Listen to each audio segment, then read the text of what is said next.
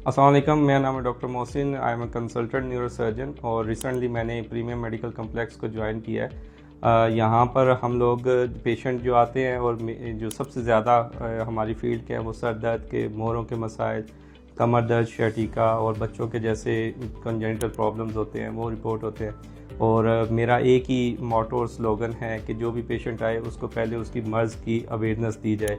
तो उसके लिए हमने बहुत सा लिटरेचर वगैरह हमारे पास मौजूद होता है, मॉडल्स वगैरह होते हैं, तो पेशेंट को प्रॉपर गाइड किया जाता है, अवेयर किया जाता है कि उसका प्रॉब्लम क्या है।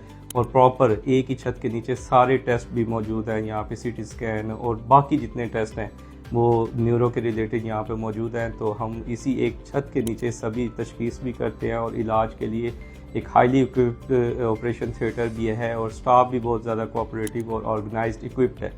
तो यहाँ पे एक अच्छी सर्विसेज का एक ही छत के नीचे जो अवेलेबिलिटी है वो पॉसिबल हो चुकी है। तो उम्मीद है कि यहाँ पे पेशेंट को अच्छी से अच्छी सर्विसेज प्रोवाइड की जाएगी।